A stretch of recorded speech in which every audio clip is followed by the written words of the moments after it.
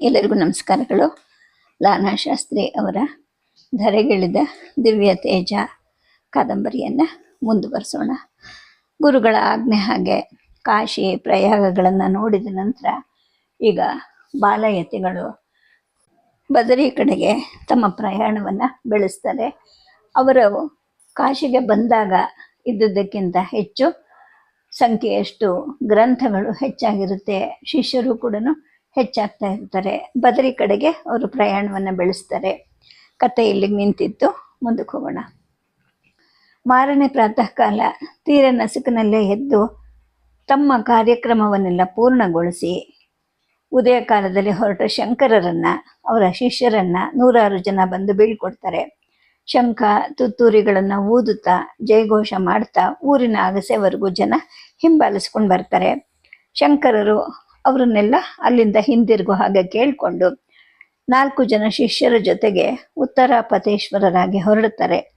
ವಾರಾಣಸಿಯಲ್ಲಿ ಇದ್ದಂತಹ ಹಲವು ಸನ್ಯಾಸಿಗಳು, ಬ್ರಹ್ಮಚಾರಿಗಳು ಕೂಡ ಅವ್ರ ಜೊತೆಗೆ ತಾವು ಬದ್ರಿನಾಥನ ದರ್ಶನಕ್ಕೆ ಅಂತ ಹೊರಡ್ತಾರೆ. ಪ್ರಯಾಣ ಎಂದಿನ ಹಾಗೆ ಸಾಗ್ತಾ ಹೋಗುತ್ತೆ. ಅಲ್ಲಲ್ಲಿ ಗ್ರಾಮಗಳು, ಅಗ್ರಹಾರಗಳಲ್ಲಿ ವಿಚಾರ ಮಾಡ್ತಾ ದಾರಿ ಉದ್ದಕ್ಕೂ ಪ್ರೀತಿ ವಿಶ್ವಾಸಗಳ ಗೌರವ ಆಧಾರದ ಸ್ವಾಗತವನ್ನು ಪಡೀತಾ ಯಮುನಾ ತಟದ ಇಂದ್ರಪ್ರಸ್ಥಕ್ಕೆ ಆಗಮಿಸ್ತಾರೆ. ಅಲ್ಲಿ 1-2 ದಿನ ಇದ್ದು ಪರ್ಣಕುಟಿಗಳಲ್ಲಿ ಇದ್ದಂತಹ ಸಾಧು ಸಂತರ ಆತಿಥ್ಯವನ್ನು ಸ್ವೀಕರಿಸ್ತಾರೆ. ಆ 1-2 ದಿನದಲ್ಲಿ ಅವರಿಗೆ ದ್ವಾಪರ ಯುಗದ ಚಿತ್ರವೆಲ್ಲ ಕಣ್ಣಿಗೆ ಕಟ್ಟಿದ ಹಾಗೆ ಅನಿಸುತ್ತೆ. ಧರ್ಮ ಅಧರ್ಮ, ನ್ಯಾಯ ಅನ್ಯಾಯ, ಸತ್ಯ ಅಸತ್ಯಗಳ ಘರ್ಷಣೆ, ಕುರುಕ್ಷೇತ್ರದಲ್ಲಿ ಮಹಾಭಾರತದ ಭೀಕರ ಯುದ್ಧ ಆದದ್ದು, ವ್ಯಾಸ ಮಹರ್ಷಿಗಳ ವೇದನಾಪೂರ್ಣವಾದ ಉದ್ಗಾರ, ಇವೆಲ್ಲ ಬಾಲಗುರುವಿನ ಸ್ಮರಣೆಗೆ ಬರುತ್ತೆ. ಊರ್ಧ್ವ ಬಾಹು ವಿರೌಮೇಶ್ಯ ನಚ ಕಶ್ಚಿತ್ ಶೃಣೋತಿ ಮೇ, ಧರ್ಮಾದರ್ಥಶ್ಚ ಕಾಮಶ್ಚ ಸಾ ಕಿಮರ್ಥಂ ಸೇವ್ಯತೆ, ನ ಜಾತು ಕಾಮಾತ್ ನ ಭಯಾತ್ ನ ಲೋಭಾತ್ ಧರ್ಮಂ ತ್ಯಜೇತ್, ಜೀವಿತಸ್ಯಾಪಿ ಹೇತೋಃ ಧರ್ಮೋ ನಿತ್ಯಃ ಸುಖ ದುಃಖೇತ್ವ ನಿತ್ಯಃ, ಜೀವೋ ನಿತ್ಯಃ ಹೇತುರಸ್ಯಸ್ವ ನಿತ್ಯಃ. ಅಂದರೆ ಮಾನವನಾದವನು ಅಪೇಕ್ಷಿಸುವಂತಹ ಅರ್ಥ ಕಾಮಗಳು ಧರ್ಮದಿಂದಲೇ ದೊರಕುತ್ತೆ. ಆದರೂ ಕೂಡ ಮಾನವರೇ ಧರ್ಮವನ್ನು ಯಾಕೆ ಮೀರ್ತಾ ಇದ್ದೀರಾ? ಯಾವುದೋ ಸುಖದ ಬಯಕೆಯಿಂದ, ಯಾವುದೋ ಭಯದಿಂದ, ಯಾವುದರಲ್ಲೋ ಇರುವಂತಹ ವ್ಯಾಮೋಹದಿಂದ ನೀವು ಧರ್ಮವನ್ನು ಬಿಡಬೇಡಿ. ಜೀವಿತಕ್ಕಾಗಿ ಕೂಡ ಧರ್ಮವನ್ನು ತ್ಯಜಿಸಬೇಡಿ. ಪ್ರಪಂಚದಲ್ಲಿ ನಾವು ಅನುಭವಿಸುವಂತಹ ಸುಖ ದುಃಖಗಳು ಅನಿತ್ಯವಾದದ್ದು, ಕ್ಷಣಿಕವಾದದ್ದು. ಆದರೆ ಧರ್ಮ ಒಂದೇ ನಿತ್ಯವಾದದ್ದು, ಹಾಗೇನೆ ನಿಜ ಸುಖಕ್ಕೂ ಕಾರಣವಾದದ್ದು. ಹಾಗೇನೆ ಜೀವಕ್ಕೆ ಎಂದು ನಾಶ ಇಲ್ಲ, ಆದರೆ ಹೇತು ಅನಿತ್ಯವಾದದ್ದು.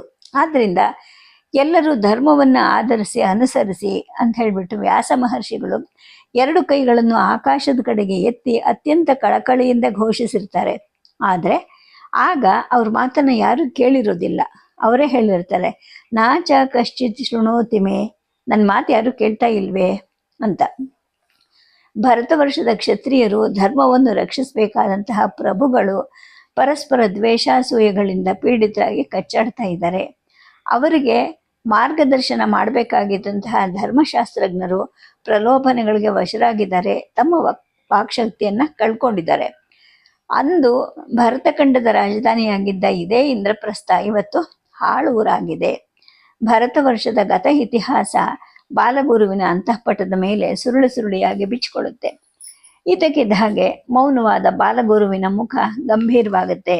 ಅವರು ಅದೇ ಮಾತನ್ನು ಮತ್ತೆ ಮತ್ತೆ ಹೇಳ್ಕೊಳ್ತಾರೆ. ಧರ್ಮೋ ಸತ್ಯ ಸುಖ ದುಃಖೇತ್ವ ನಿತ್ಯ ಹೇತುರಸ್ಯಸ್ವ ನಿತ್ಯ ಅಂತ ಪದೇ ಪದೇ ಹೇಳ್ಕೊತಾನೆ ಇರ್ತಾರೆ. ಆ ರಾತ್ರಿಯೆಲ್ಲ ಗುರುಗಳಲ್ಲಿ, ಶಿಷ್ಯರಲ್ಲಿ ಭರತಖಂಡದ ಹಿಂದಿನ ಇತಿಹಾಸ, ಅಂದಿನ ಸ್ಥಿತಿಗತಿ, ಇವುಗಳ ಚರ್ಚೆನೇ ಆಗತ್ತೆ. ನಮ್ಮ ಭರತ ಭೂಮಿಗೆ, ಧರ್ಮ ಸಂಸ್ಕೃತಿಗಳಿಗೆ ಅಪಾಯ ಅನ್ನೋದು ಹೊರಗಿಂದಲೂ ಬಂದಿತ್ತು. ನಮ್ಮ ಐಶ್ವರ್ಯದ ಕೊಳ್ಳೆ, ರಾಜ್ಯ ವಿಸ್ತಾರಕ್ಕಾಗಿ ಪರದೇಶದವರಿಂದ, ನಮ್ಮಲ್ಲಿನ ದ್ವೇಷಾಸೂಯೆಗಳಿಂದ, ಅಂತಃಕಲೆಗಳಿಂದಲೂ ಕೂಡ ಅಪಾಯ ಬಂದಿತ್ತು. ಹಾಗೇನೆ ಜನರಲ್ಲಿ ಧರ್ಮಶ್ರದ್ಧೆ ನಷ್ಟ ಆದಾಗ ಹಿಂದೆ ಒಮ್ಮೆ ಈ ಧರ್ಮಕ್ಕೆ, ದೇಶಕ್ಕೆ ಅನ್ಯರಿಂದ ಅಪಾಯ ಬಂದಿತ್ತಂತೆ. ಆದರೆ ಆವಾಗೆಲ್ಲ ಧರ್ಮನಾಶ ಆಗಿರಲಿಲ್ಲ, ದೇಶ ಪರಹಸ್ತಗತವೂ ಆಗಿರಲಿಲ್ಲ. ಆದರೆ ಇವತ್ತು ಬಂದಿರೋದು ಅಂತಹ ಅಪಾಯ ಅಲ್ಲ, ಇದು ಆಂತರಿಕವಾಗಿ ಬಂದಿರತಕ್ಕಂತಹ ಅಪಾಯ. ಧರ್ಮ ತತ್ವಗಳನ್ನು ಕೈ ಬಿಟ್ಟಿರೋದ್ರಿಂದ ಮತ್ತು ಅವುಗಳನ್ನು ಆಚರಿಸದೇ ಇರೋದ್ರಿಂದ ಆಗಿರುವಂತಹ ಅಪಾಯ. ಮಹಾಭಾರತ ಕಾಲದಲ್ಲೂ ಕೂಡ ಈ ಥರದ್ದೇ ಪರಿಸ್ಥಿತಿ ಬಂದಿತ್ತು. ಈಗಲೂ ಕೂಡ ಆಂತರಿಕವಾಗಿ ಅಪಾಯ ಅದೇ ಥರವೇ ಬಂದಿದೆ ಅಂತ ಹೇಳ್ತಾರೆ. ಭಗವಾನ್ ವ್ಯಾಸರು, ಯೋಗೇಶ್ವರ ಕೃಷ್ಣ ಇವರು ಧರ್ಮವನ್ನ ಉದ್ಧಾರ ಮಾಡಿದ್ರು ಅಂತ ಬಾಲಗುರುಗಳು ಶಿಷ್ಯರಲ್ಲಿ ಹೇಳ್ತಾರೆ. ಆಗ ಹೊಸದಾಗಿ ಶಿಷ್ಯ ಆಗಿದ್ದಂತಹ ಸನಂದನರು ಹೇಳ್ತಾರೆ, ಗುರುದೇವ್ರೆ, ಈಗ ಧರ್ಮ ಸ್ಥಾಪನೆ ಯುದ್ಧವಿಲ್ಲದೆ ರಕ್ತಪಾತವಿಲ್ಲದೆ ಆಗಬೇಕು. ಅದು ಪ್ರೀತಿಯಿಂದ, ವಿಶ್ವಾಸದಿಂದ, ವಿಚಾರದಿಂದ, ಜೊತೆಗೆ ನಾವು ನಮ್ಮೆಲ್ಲರಿಂದಲೂ ದೂರವಾದವರನ್ನ, ನಮ್ಮನ್ನು ವಿರೋಧಿಸೋರನ್ನ ನಾವು ಗೆಲ್ಲಬೇಕಲ್ವಾ? ನಮ್ಮ ಆಚಾರ ವಿಚಾರವೆಲ್ಲವೂ ಶಾಸ್ತ್ರಕ್ಕೆ ಅನುಗುಣವಾಗಿ ಇರಬೇಕಲ್ವಾ ಅಂತಾರೆ. ಉಳಿದವರೆಲ್ಲರೂ ಆ ಮಾತಿಗೆ ದನಿಗೂಡಿಸ್ತಾರೆ. ಹೌದು, ಪರಮಗುರು ಶ್ರೀ ಗೋವಿಂದ ಪಾದರು ನಮ್ಮ ಬಾಲಗುರುಗಳನ್ನ ಆ ಮಹತ್ ಕಾರ್ಯಕ್ಕೋಸ್ಕರನೇ ಯೋಜನೆ ಮಾಡಿರೋದು. ಅದಕ್ಕಾಗಿಯೇ ಕಾಶಿ ಯಾತ್ರೆ ಮುಗಿಸಿ ಬದರಿನಲ್ಲಿ ಗ್ರಂಥ ರಚನೆ ಮಾಡಿ ನೆಲಗಟ್ಟನ್ನು ಭದ್ರಪಡಿಸ್ಕೊಳ್ಳೋಕೆ ಆಜ್ಞೆ ಕೊಟ್ಟಿದ್ರು ಅಂತ ಪರಮೇಶ್ವರ ಹೇಳ್ತಾನೆ. ಆ ರಾತ್ರಿಯೆಲ್ಲ ಈ ಮಾತುಕತೆಗಳಲ್ಲೇ ಕಳೆದು ಹೋಗಿ ಯಾರು ನಿದ್ದೆಯನ್ನು ಕೂಡ ಸರಿಯಾಗಿ ಮಾಡೋದಿಲ್ಲ. ಬೆಳಗಾಗತ್ತೆ. ಎಂದಿನ ಹಾಗೆ ಪ್ರಾತಃ ಕಾಲ ನಸುಕಿನಲ್ಲೇ ಹೇಳ್ತಾರೆ. ಸ್ನಾನ ಆಹ್ನಿಕಗಳನ್ನು ಮುಗಿಸಿ ಮುಂದಿನ ಪ್ರಯಾಣವನ್ನು ಕೈಗೊಳ್ತಾರೆ. ಅಲ್ಲಿವರೆಗೂ ಪ್ರಯಾಣ ಸುಗಮವಾಗಿ ನಡೀತಾ ಇರುತ್ತೆ. ಅಲ್ಲಿಂದ ಮುಂದೆ ಹರಿದ್ವಾರದ ಮುಖಾಂತರ ಪ್ರಯಾಣ ಸಾಗಬೇಕಾಗಿರುತ್ತೆ. ಮುಂದಿನ ಪ್ರಯಾಣವೆಲ್ಲವೂ ಪ್ರಯಾಸಕರವಾದದ್ದು, ಕಷ್ಟ ಸಾಧ್ಯವಾದದ್ದು. ಆದರೆ ಬಾಲಗುರುವಿನ ನೇತೃತ್ವದಲ್ಲಿ ಈ ವೃದ್ಧರು ಅಂದರೆ ಬಂದಂತಹ ಅನೇಕ ವೃದ್ಧರುಗಳು ಕೂಡ ನವಯುವಕರ ಹಾಗೆ ನಡೀತಾ ಇರ್ತಾರೆ. ಹಲವು ದಿನಗಳ ಸತತ ಪ್ರಯಾಣದಿಂದ ಎಲ್ಲರೂ ಹರಿದ್ವಾರ ಕ್ಷೇತ್ರವನ್ನು ತಲುಪ್ತಾರೆ. ಅಲ್ಲಿ ಗಂಗಾ ಪ್ರವಾಹವನ್ನು ಕಂಡ ಬಾಲಗುರುಗಳಿಗೆ ತುಂಬ ಸಂತೋಷ ಆಗುತ್ತೆ. ಅಮ್ಮ, ತಾಯಿ ಗಂಗಾ ಅಂತ ಹೇಳ್ತಾ ಅದರಲ್ಲಿ ಧುಮುಕಿ ಈಜಾಡ್ತಾರೆ. ಅಲ್ಲೂ ಕೂಡ ಗಂಗೆಯನ್ನು ಸ್ತೋತ್ರ ಮಾಡಿ ಕೊಂಡಾಡ್ತಾರೆ.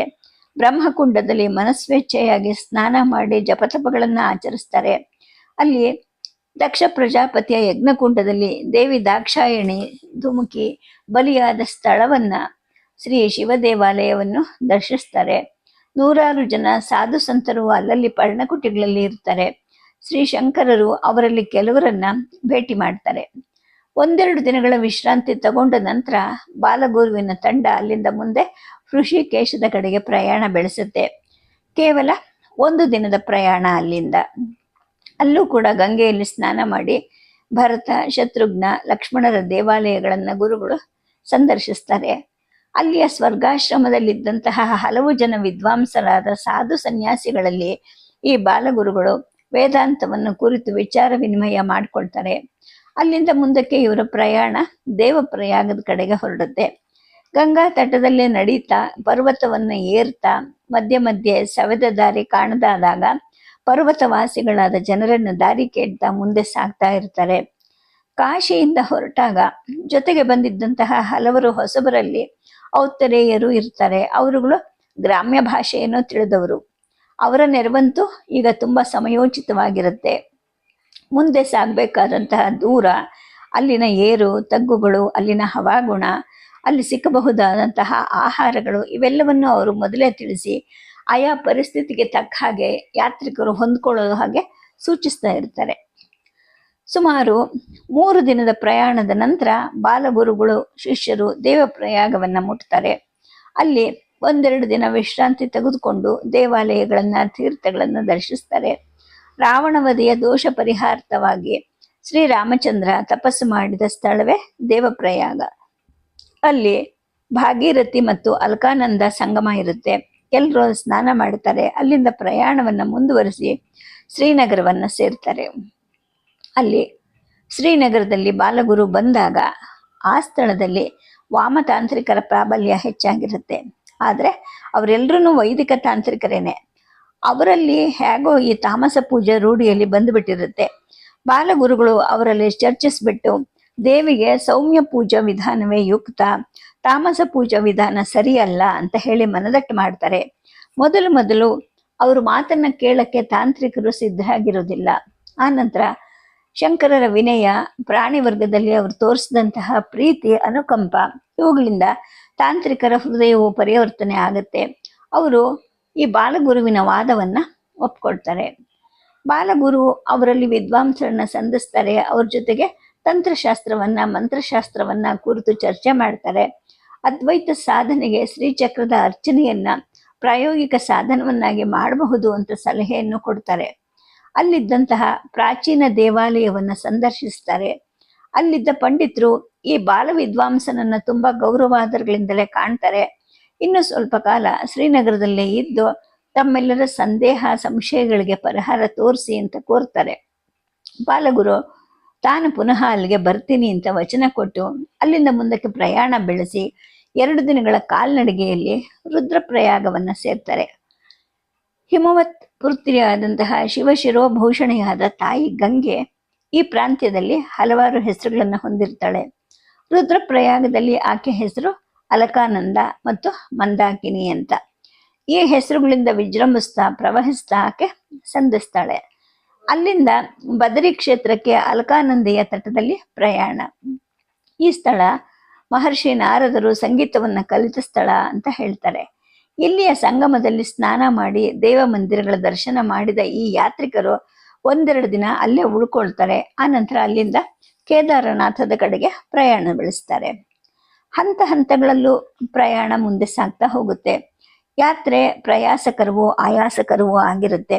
ಎಲ್ಲ ಕಡೆ ಬೆಟ್ಟ, ಎಲ್ಲ ಕಡೆನೂ ಹಿಮ, ಆಕಾಶದೆತ್ತರಕ್ಕೆ ಬೆಳೆದು ನಿಂತಹ ವೃಕ್ಷರಾಶಿಗಳು, 1-2 ಹರದಾರಿಗೆ ಎಲ್ಲೋ 1-2 ಕುಟೀರಗಳು ಸಿಗ್ತಾ ಇರುತ್ತೆ. ಅವರುಗಳು ಕೊಟ್ಟಂತಹ ಹಾಲು ಹಣ್ಣುಗಳೇ ಇವರಿಗೆ ಭಿಕ್ಷೆ.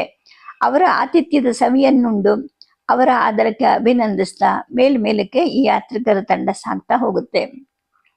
ದಾರಿ ಉದ್ದಕ್ಕೂ ಶಿವ ಶಿವ, ಹರ ಹರ, ಜಯ ಗುರುಶಂಕರ ಅಂತ ಹೇಳ್ಕೊಳ್ತಾ ಮುಂದೆ ಸಾಗ್ತಾರೆ. ಹಲವಾರು ದಿನಗಳ ಪ್ರಯಾಣದಲ್ಲಿ ಅಗಸ್ತ್ಯಾಶ್ರಮ ಸಿಕ್ಕತ್ತೆ. ಅಲ್ಲೂ ಕೂಡ 1-2 ತಪಸ್ವಿಗಳಿರ್ತಾರೆ. ಈ ಅಪರೂಪದ ಅತಿಥಿಗಳನ್ನ ಕಂಡು ಸಂತೋಷದಿಂದಲೇ ಇವರನ್ನ ಅವರುಗಳು ಸ್ವಾಗತಿಸ್ತಾರೆ. ಅಲ್ಲಿಂದ ಇವರು ಬಾಲಗುರುವಿನ ಯಾತ್ರೆಯ ಉದ್ದೇಶವನ್ನ ಕೇಳಿ ಶ್ಲಾಘಿಸ್ತಾರೆ. ಅಲ್ಲಿಂದ ಗುಪ್ತ ಕಾಶಿ ಕಡೆ ಇವರ ಯಾತ್ರೆ ಮುಂದುವರಿಯುತ್ತೆ. ಅಲ್ಲಿ ತೀರ್ಥಸ್ಥಾನ, ಕ್ಷೇತ್ರ ದರ್ಶನ ಮಾಡಿಕೊಂಡು ಮಾರನೇ ದಿನ ಪ್ರಯಾಣವನ್ನು ಬೆಳೆಸ್ತಾರೆ. ತ್ರಿಯೋಗಿ ನಾರಾಯಣದಲ್ಲಿ ಜಗತ್ ಮಾತಾ ಪಿತರರಾದಂತಹ ಪಾರ್ವತಿ ಪರಮೇಶ್ವರರ ವಿವಾಹವಾದ ಸ್ಥಳವನ್ನು ಸಂದರ್ಶನ ಮಾಡ್ತಾರೆ. ಅಲ್ಲಿನ ಪ್ರಸಿದ್ಧವಾದ ಹೋಮಕುಂಡಕ್ಕೆ ನಮಸ್ಕಾರ ಮಾಡ್ತಾರೆ. ಆನಂತರ ಗೌರಿ ಕುಂಡದ ಕಡೆಗೆ ಇವರ ಪ್ರಯಾಣ ಬೆಳೆಯುತ್ತೆ. ಅಲ್ಲಿಗೆ ಬಂದು ಸೇರೋ ಹೊತ್ತಿಗೆ ಬಾಲಗುರುವಿನ ಉಳಿದವರೆಲ್ಲರೂ ದಣದಿರ್ತಾರೆ.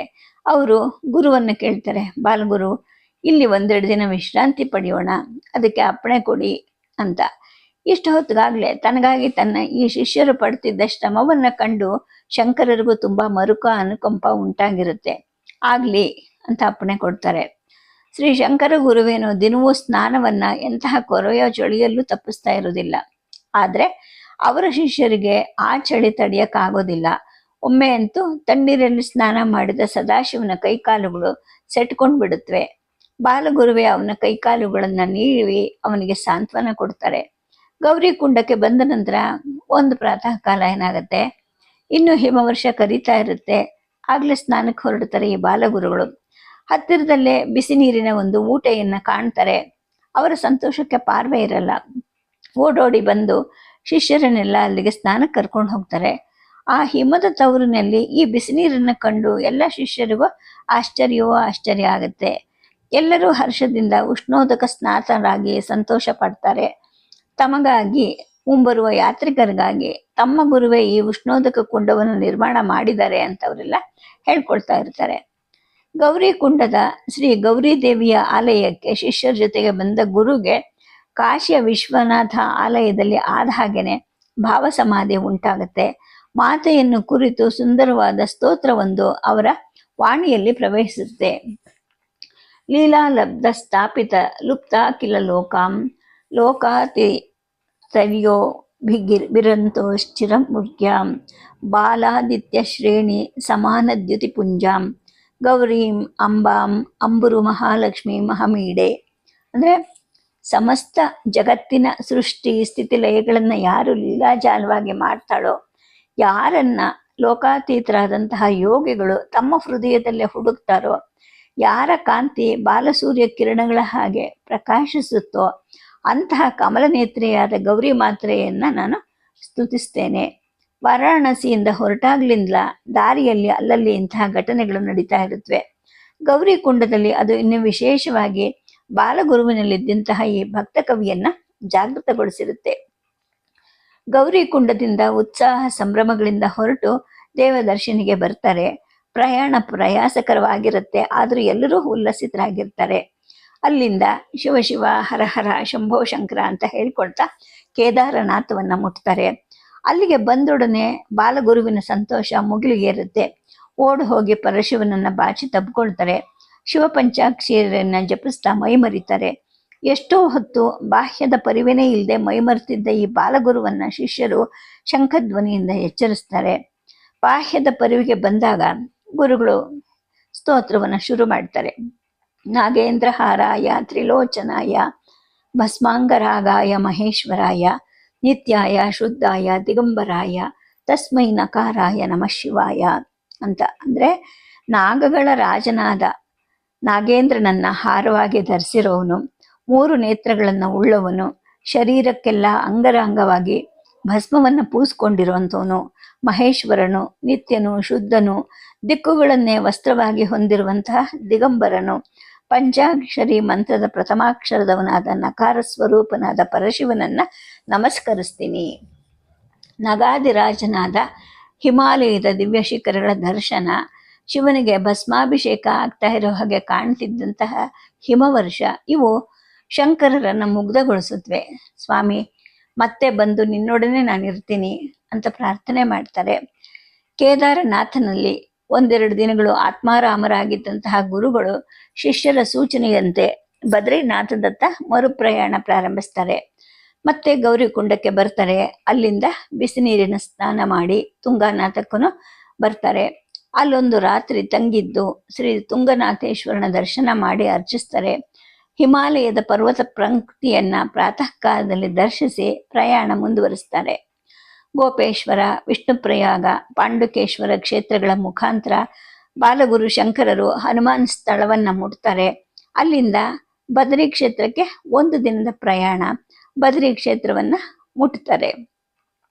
ನರ ಮತ್ತು ನಾರಾಯಣ ಪರ್ವತಗಳ ಮಧ್ಯದಲ್ಲಿ ಇರುವಂತಹ ಕ್ಷೇತ್ರವೇ ಈ ಬದ್ರಿನಾಥ. ಹಿನ್ನೆಲೆಯಲ್ಲಿ ಹಿಮವತ್ ಪರ್ವತ, ನಗಾದಿರಾಜನಾದಂತಹ ಹಿಮಾಲಯ ಭವ್ಯವಾಗಿ ಹರಡಿಕೊಂಡಿರುತ್ತೆ. ಇಡೀ ಪ್ರದೇಶವನ್ನ ಶೋಭಾಯಮಾನವನ್ನಾಗಿ ಮಾಡಿರುತ್ತೆ. ಬಾಲಗುರು ಇಲ್ಲಿಗೆ ಬರೋ ಹೊತ್ತಿಗೆನೆ ಭಾವ ಸಮಾಧಿಯಲ್ಲಿರ್ತಾರೆ. ಎಲ್ಲಿಯ ಕಾಲಟಿ, ಎಲ್ಲಿಯ ಬದ್ರಿ? ಅವ್ರು ಬಂದಾಗ ಸಂಧ್ಯಾಕಾಲ ಆಗಿರುತ್ತೆ. ಬದ್ರಿನಾಥನ ಆಲಯದಲ್ಲಿ ಸಂಜೆ ಪೂಜೆ ಆರಂಭ ಆಗುವಂತಹ ಸಮಯ ಅದು. ಶಂಖ, ಜಾಗಟೆ, ಗಂಟೆಗಳು ಮಧುರವಾಗಿ ನಿನಾದ ಮಾಡ್ತಾ ಇರುತ್ತವೆ. ಬಾಲಗುರುವು ಮತ್ತು ಶಿಷ್ಯರು ಅಲ್ಕಾನಂದಿಯಲ್ಲಿ ಸಾಯಂ ಸ್ನಾನ ಮಾಡ್ತಾರೆ, ಅನುಷ್ಠಾನಗಳನ್ನು ನೆರವೇರಿಸ್ತಾರೆ. ಆನಂತರ ಸಮೀಪದಲ್ಲೇ ಇದ್ದಂತಹ ಆಲಯಕ್ಕೆ ಬರ್ತಾರೆ.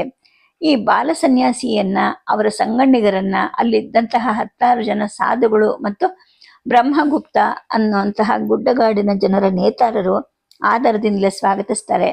ಆದರೆ ಬಾಲಗುರುಗೆ ಇದ್ಯಾವುದರ ಪರಿವೇನೂ ಇರೋದಿಲ್ಲ.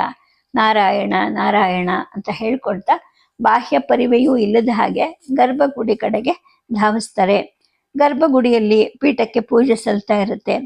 ಬಾಲಗುರುಗಳು ಎಷ್ಟೋ ಹೊತ್ತು ಮೈಮರ್ತಿದ್ದು ಹರಿಮಿಡೆ ಸ್ತೋತ್ರವನ್ನ ಹೇಳ್ಕೊಳ್ತಾ ಬಾಹ್ಯಕ್ಕೆ ಮರಳುತ್ತಾರೆ. ಸ್ತೋಷ್ಯೇ ಭಕ್ತಾಹ ವಿಷ್ಣುಮನಾದಿಂ ಜಗದಾದಿಂ ಯಸ್ಮಿನ್ನೇತತ್ ಸಂಸ್ಕೃತಿಂ ಚಕ್ರಂ ಭ್ರಮತ್ತೀರ್ಥಂ ಯಸ್ಮಿನ್ ದೃಷ್ಟೇ ನಶ್ಯತಿ ತತ್ ಸಂಸ್ಕೃತಿ ಚಕ್ರಂ ತಂ ಸಂಸಾರದ್ವಾಂತ ವಿನಾಶಂ ಹರಿಮೀಡೆ. ಅಂದರೆ ಸಕಲ ಜಗತ್ತಿಗೂ ಕಾರಣವಾಗಿದ್ದ, ತಾನು ಅನಾದಿಯಾಗಿರುವಂತಹ, ಸರ್ವವನ್ನು ವ್ಯಾಪಿಸಿಕೊಂಡಿರುವಂತಹ ವಿಷ್ಣುವನ್ನ ಭಕ್ತಿಯಿಂದ ಸ್ತುತಿಸ್ತೀನಿ. ಎಲ್ಲರೂ ಅನುಭವದಿಂದ ತಿಳ್ಕೊಳ್ತಾ ಇರುವ ಕೊನೆ ಮೊದಲು ಇಲ್ಲದೆ ಇರುವಂತಹ ಈ ಸಂಸಾರ ಚಕ್ರ ಅನ್ನೋದು ಯಾವ ಪರಮಾತ್ಮನಲ್ಲಿ ಈ ಪ್ರಕಾರವಾಗಿ ನಿರಂತರ ತಿರುಗ್ತಾ ಇದೆಯೋ, ಹಾಗೇನೆ ಯಾರ ಸಾಕ್ಷಾತ್ಕಾರದಿಂದ ಈ ಸಂಸಾರ ಚಕ್ರದ ಪರಿಭ್ರಮಣ ಪೂರ್ಣ ನಾಶ ಆಗುತ್ತೋ, ಈ ಸಂಸಾರಕ್ಕೆ ಕಾರಣ ಆಗಿರುವಂತಹ ಅಜ್ಞಾನ ಅನ್ನುವಂತಹ ಕತ್ತಲಿಗೆ ನಾಶರೂಪವಾಗಿರುವ ಹರಿಯನ್ನ ಸ್ತುತಿಸ್ತೀನಿ ಅಂತ. ಬಾಲಗುರುವಿನ ಶ್ರೀಮುಖದಲ್ಲಿ ಶೋಭಿಸ್ತಿದ್ದಂತಹ ದಿವ್ಯ ಪ್ರಭೆಯನ್ನ, ಅವರ ತನ್ಮಯತೆಯನ್ನ ಮತ್ತು ಕಾವ್ಯದ ಲಹರಿಯನ್ನು ಕಂಡು ಕೇಳಿದ ಭಕ್ತವೃಂದ ವಿಸ್ಮಯಗೊಳ್ಳುತ್ತವೆ. ಗುರುವಿನ ಶಿಷ್ಯರನ್ನು ಕೇಳಿ ಅಲ್ಪ ಸ್ವಲ್ಪ ವಿಚಾರ ವಿನಿಮಯ ಮಾಡ್ಕೊಳ್ತಾರೆ. ಅಲ್ಲಿದ್ದ ಭಕ್ತ ವೃಂದದವರು ತುಂಬ ತನ್ಮಯರಾಗಿರ್ತಾರೆ. ಬಾಲಗುರುಗಳು ಬಹಿರ್ಮುಖರಾದ ನಂತರ ಆಲಯದ ಅರ್ಚಕರು ಅವರಿಗೆ ಅಭಿವಾದನೆ ಮಾಡ್ತಾರೆ. ಸ್ವಾಮಿ, ನಿಮ್ಮ ಆಗಮನದಿಂದ ನಮಗೆಲ್ಲ ತುಂಬ ಸಂತೋಷ ಆಗಿದೆ. ನೀವು ಇಲ್ಲೇ ಸ್ವಲ್ಪ ಕಾಲ ಇದ್ದು ನಮ್ಮ ಆತಿಥ್ಯವನ್ನು ಸ್ವೀಕರಿಸಬೇಕು, ನಮ್ಮನ್ನು ಕೃತಾರ್ಥರನ್ನಾಗಿ ಮಾಡಬೇಕು ಅಂತ ಹೇಳ್ತಾರೆ. ಆಗ ಬಾಲಗುರುಗಳು ಹಸನ್ಮುಖರಾಗಿ ಹೇಳ್ತಾರೆ, ಮಹಾಭಾಗ್ರೆ, ತಮ್ಮ ಸ್ವಾಗತಕ್ಕೆ ನಾವು ಋಣಿಗಳು. ನಾವು ಇಲ್ಲಿ ಸ್ವಲ್ಪ ಹೆಚ್ಚು ಕಾಲನೇ ಇರ್ತೀವಿ.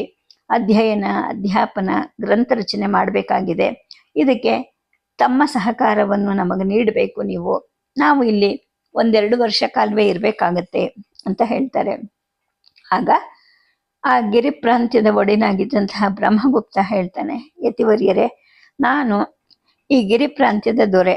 ತಾವು ಇಲ್ಲಿ ಬೇಸಿಗೆಯಲ್ಲಿ ತಂಗಲಿಕ್ಕೆ ವ್ಯವಸ್ಥೆ ಚೆನ್ನಾಗಿದೆ. ಆದರೆ ಚಳಿಗಾಲದಲ್ಲಿ ಹಿಮವರ್ಷ, ಬಿರುಗಾಳಿನೂ ಇರೋದ್ರಿಂದ ತಮಗೆ ಇಲ್ಲಿ ತಂಗೋದು ಸಾಧ್ಯ ಆಗಲಾರದು. ತುಂಬ ಕಷ್ಟ ಆಗುತ್ತೆ. ಏಕೆಂದರೆ ನೀವು ಎಷ್ಟಾದರೂ ಬಯಲು ಸೀಮೆಯ ಜನ, ಈ ವಾತಾವರಣಕ್ಕೆ ಒಗ್ಗೋದು ಸಾಧ್ಯವಾಗೋದಿಲ್ಲ. ಅದಕ್ಕೆ ಬೇರೆ ವ್ಯವಸ್ಥೆಯನ್ನು ಮಾಡಬೇಕಾಗುತ್ತೆ ಅಂತಾನೆ. ಆಗ ಬಾಲಗುರು ಹೇಳ್ತಾನೆ, ನಮ್ಮ ಗುರುಗಳ ಅಪ್ಪಣೆ ಹಾಗೆ ನಾವು ಇಲ್ಲಿಗೆ ಬಂದಿದ್ದೀವಿ. ಚಳಿ, ಮಳೆ, ಗಾಳಿ ಯಾವುದು ನಮ್ಮನ್ನು ಅಡ್ಡಿಪಡಿಸೋಕ್ಕೆ ಆಗೋದಿಲ್ಲ. ನಾವು ಈ ಸ್ಥಳದಲ್ಲೇ ನಿವಾಸ ಮಾಡಿಕೊಂಡು ನಮ್ಮ ಕಾರ್ಯವನ್ನು ಪೂರೈಸಬೇಕು ಅಂತ ಹೇಳ್ತಾರೆ.